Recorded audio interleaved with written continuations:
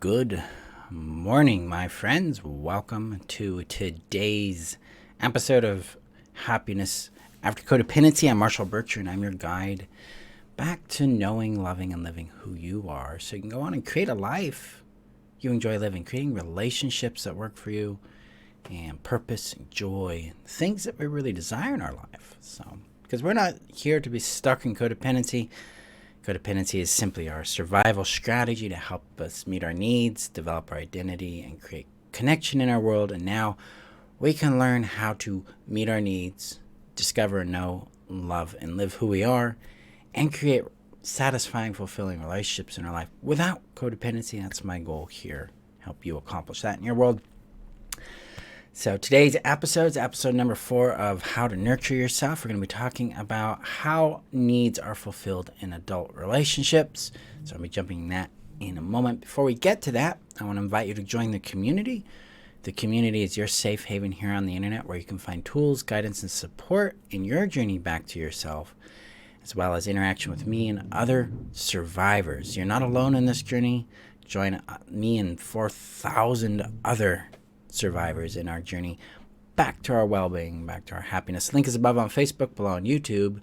If you're on YouTube, hit that subscribe button. And if you're listening via podcast, go to freetheself.com, click community, and you can join right there. Thank you guys again for being here, for sharing my videos and my podcast and my articles and everything I do, as you're helping me make a bigger impact in the world, and I appreciate that. So now I'm going to click a button, and we're going to get this shared out to the community. And we're going to jump into today's topics. Let me know how you're doing in the comments below and what your thoughts are on today's topic, what we're going to be discussing here. So, how needs get fulfilled in adult relationships. This may be a blunt episode, a blunt cake episode for you in disguise here. So I want you to take a moment and check in with your capacity. Check in with where you're at with things. It's like, am I willing to hear confronting things? Am I willing to be open to it? Or do I need to pass on this until I'm in a place where I'm available and open and have the energy to consider it? Because some of this is going to be blunt. Also, as an update, someone just asked me, the kidneys are doing better today. Still have not completed passing Mr. Terrorstone. We'll see how that goes. It usually takes a little bit, but today it's actually feeling pretty good. Okay. So, most of the time in relationships, especially if we're coming from codependency, we are coming from what I call a child-level attachment paradigm, or I'm attaching to people in hopes that they'll meet my needs like my parent would. That can be pretty blunt, because a lot of times that's what we're doing. So we get into relationships in hopes that this person will meet our needs.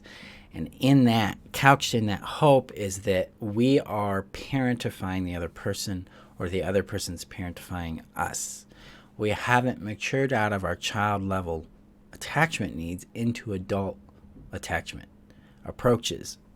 Basically, what this shows up as is two things.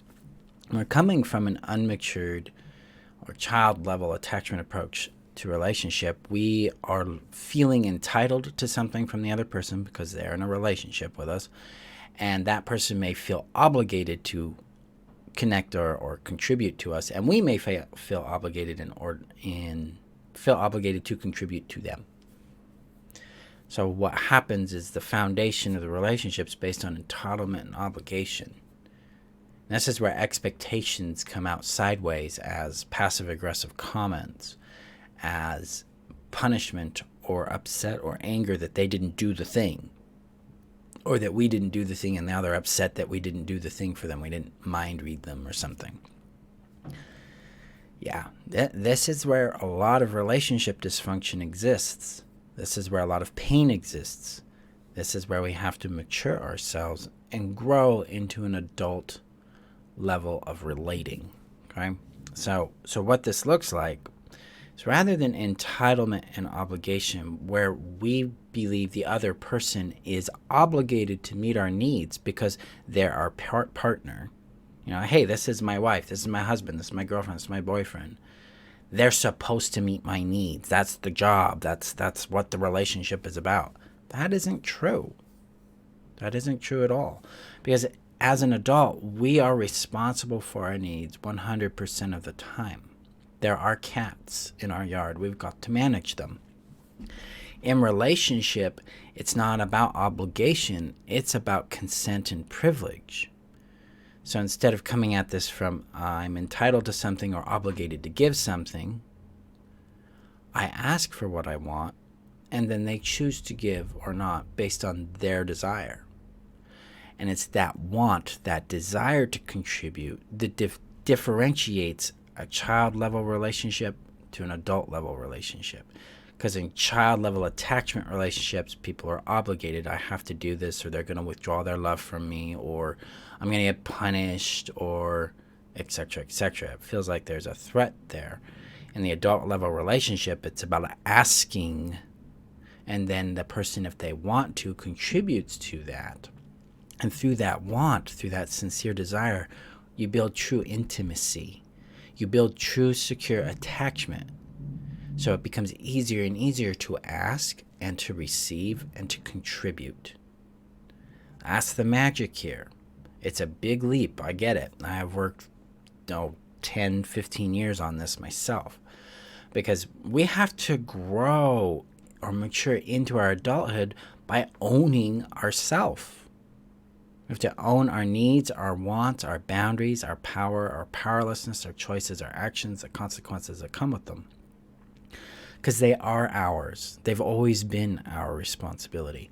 Their needs, their wants, their choices, their actions, all that is theirs.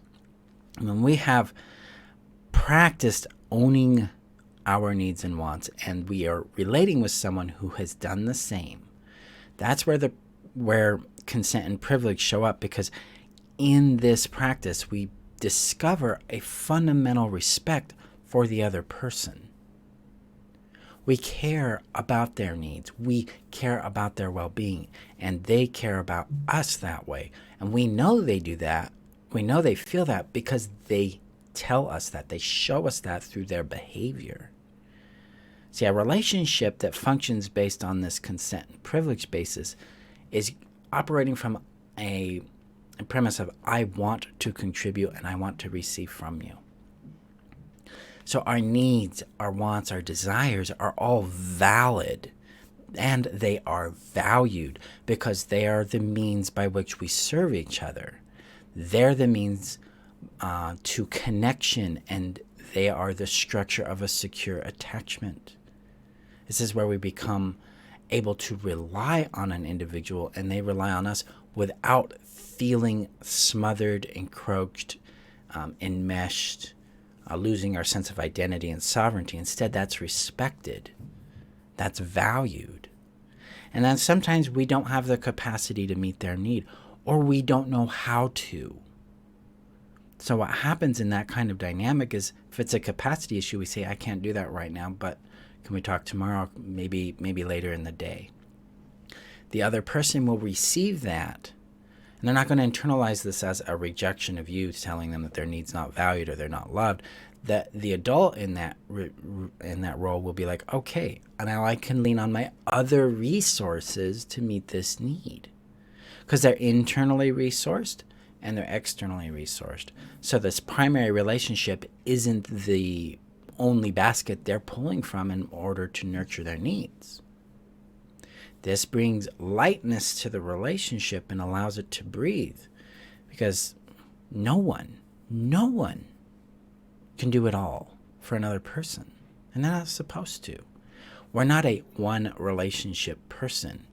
We're designed to have a community around us, and sometimes that's an actual community, like a structured community of some sort, and then in that is our friends, siblings, if we have them, or healthy parents if we have the benefit of having that, and the partner, and ourselves.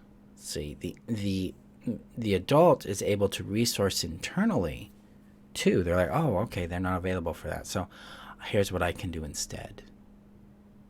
So they're not dependent on this person, on this other individual. They can rely on them because they have a consistent response, but they are not dependent on them for the need because they have additional resources to pull on. This allows the person who doesn't have capacity to continue to be respected and valued for where they're at, and the needs of the other person to get met. This is fundamental to having a secure, operating, healthy relationship in our world, and it's built from that premise of consent and privilege. So that's what we do with capacity. Now, if the person doesn't know how to meet the need, then the person with the need can teach that other individual the how. And then if that person gets it and it works, great. Sometimes that doesn't work. Sometimes person A cannot meet the need of person B. This might mean an incompatibility. If that happens, it depends on, there's other factors that play a role in this that can determine whether or not the relationship expands or contracts there. Because sometimes it's just things you can't do for them. And then they need to look at other resources to meet those needs. And it's very contextually dependent on what that is and how that affects the relationship.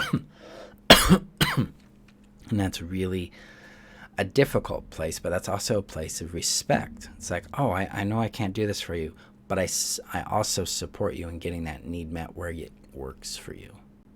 That's love, guys. Notice in that the person who can't meet the need isn't tearing themselves down and isn't tearing down the other person.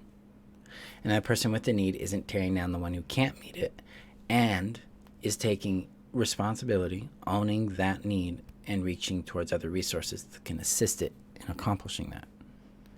That's what it means to be in a relationship. It's not this is the only person and they have to be my surrogate parent. It's that, oh, let's support you in getting your needs met in the way that works best for you. That builds intimacy, it builds honesty, it builds connection, and it builds stability. This is how needs operate in adult relationships. We ask for them in direct, clear, and simple terms. It's like, hey, here's my need. Here's how it works. Is this something I can do? What do you think? Is this something? I'd like to have that with you. What do you think? Oh, yes, sure. Or, oh, no, not. Or maybe yes, but not now, maybe at this time. We negotiate it. We say yes or no. It's that simple. It really is. Doesn't mean it's easy. Because in our experience, we are navigating attachment distress. We're navigating the fear of rejection. We are navigating the vulnerability that exists in this kind of very open relationship. Not in like it's open for other partners, but the relationship's breathing and it's organic in its responses to things. And that means we have to be very open and willing to receive a no and willing to receive a yes to the things we ask for. And that takes capacity, that takes healing, that takes practice. Most of all, it takes a secure attachment that's developed by actually doing this. So they're interdependent, so it creates a cycle. It's like, oh, I ask for a need, they consistently respond to it. Consistently means 8 out of 10 times, not 100%, because no one can do it 100%. We're human. We're not robots. So, start there. But if they're warm and receptive and caring about the need, at a minimum, that comforts us, that regulates the attachment. It reassures us of their sense of value. Or let's see. So that's always a tricky one for me.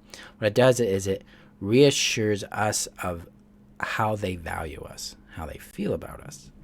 Because if you look back at your relationships, whether it's with your parents, a sibling, a friend, a romantic partner, there's one thing I found consistent among everyone I've worked with and in my own life, as we feel most valued when our needs are recognized, respected, and valued by the other person. That alone is extremely nourishing and nurturing. And that's often what we do not get, especially in toxic, abusive relationships. That doesn't exist. Because in toxic relationships, it's about the benefit. It's about the cookie. The other person's in it to get the cookie. Once they get their cookie, they're done with it. your needs, that's just a burden. Get out of my way. But in connection-centered relationships, it's, oh, yeah, your need matters to me. I value it because I respect you. I value you as a person. So I'm going to receive this and then respond to it from what I can do and from what I want to do. So it is honest, transparent, and clear. Simple, not easy. Not easy. And so needs are always your responsibility. They are never the responsibility of your partner. Doesn't matter if you're married to them or not. They're yours.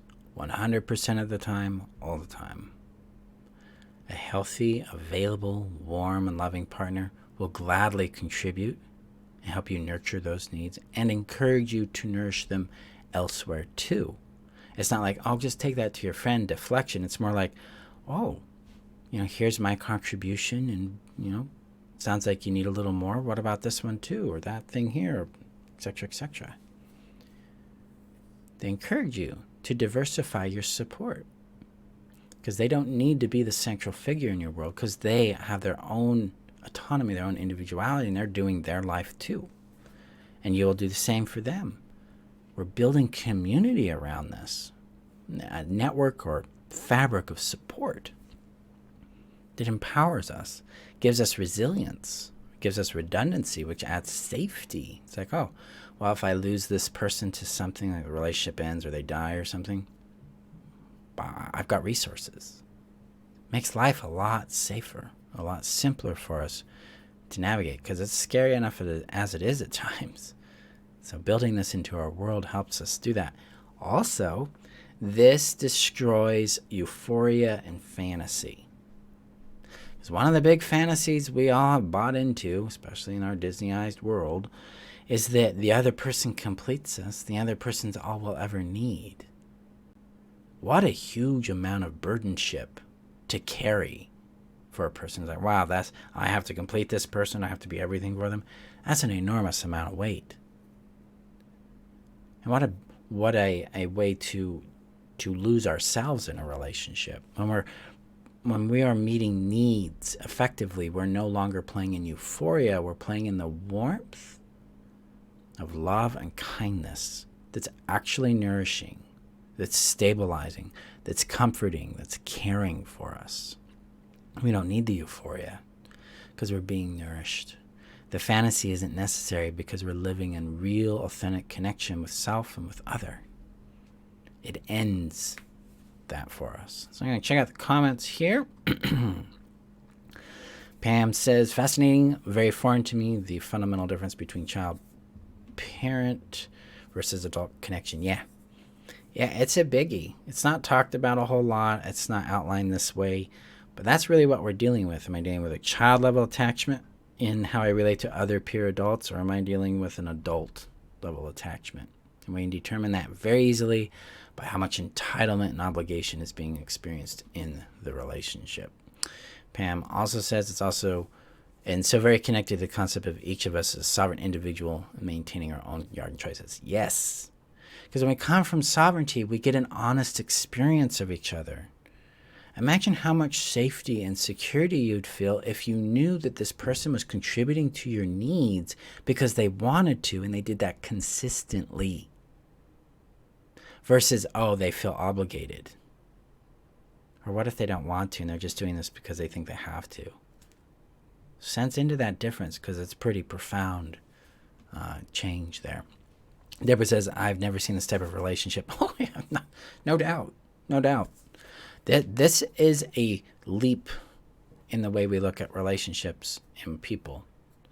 It's not a common thing at all. Most relationships out there are functioning from some level of child-level attachment and entitlement.